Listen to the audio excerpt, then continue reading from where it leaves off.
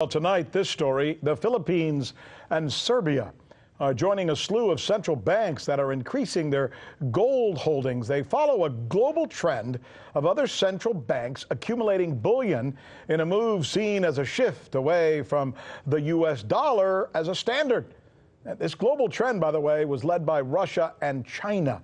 So what does it really mean? Well, there are few people who know more about gold than Peter Schiff.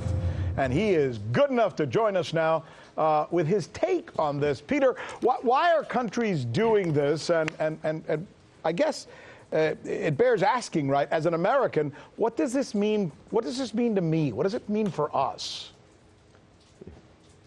Well, I think it means a lot for Americans because we have enjoyed the extraordinary privilege of being able to create out of thin air the reserve currency. And, you know, before the dollar was the reserve, gold was the reserve.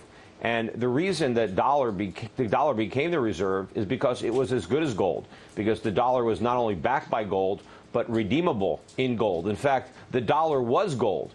It was Federal Reserve notes that were IOUs for dollars, which were made of gold. And we went off the gold standard in 1971, but I think the world is going to go back on it. Because I think the days where the dollar is the reserve currency are numbered, and we're going back to basics. You know, everything old is new again. Gold was money in the past, and it will be money again in the future.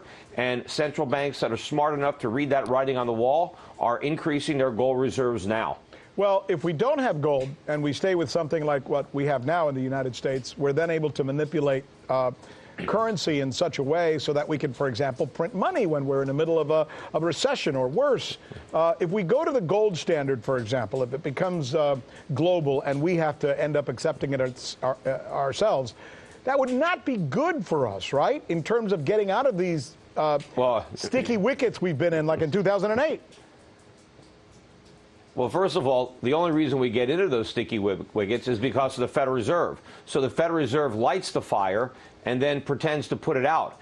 If we go back on the gold standards, we take the matches away from the Fed. So they can't light the fire, so there's nothing to put out. You know, gold and economic freedom go hand in hand. And if you don't believe me, just ask Alan Greenspan, because he authored an article, Gold and Economic Freedom, which I would recommend that people read. But, you know, gold is the enemy of the welfare state and big government. That's why governments don't like gold. They want paper. But the problem is eventually the paper has no value. And we are headed to a currency crisis in the United States. And what's going to put the United States back on a gold standard is to try to stop the free fall of the dollar.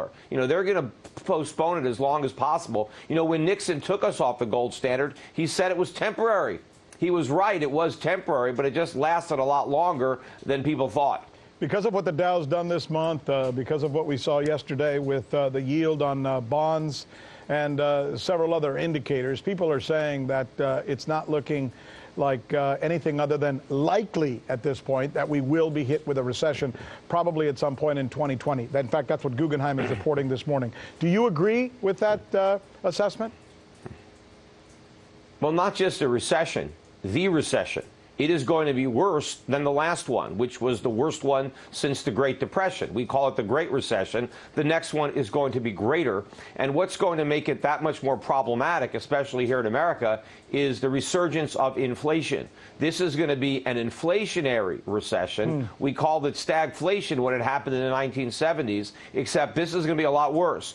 A much weaker economy than the one we had then, and much more inflation, except there is no Jimmy Carter and Paul Volcker waiting at the end of the decade to save us. Instead of going hard right, we're going hard left. We're going to go to modern monetary theory and a democratic socialist, which means they're going to run the presses full steam, and that's what I think is going to crash the dollar, and ultimately, which would bring us back to gold.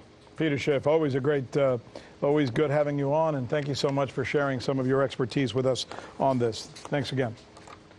I'm Rick Sanchez. You found us on YouTube, and that's awesome. But you know what?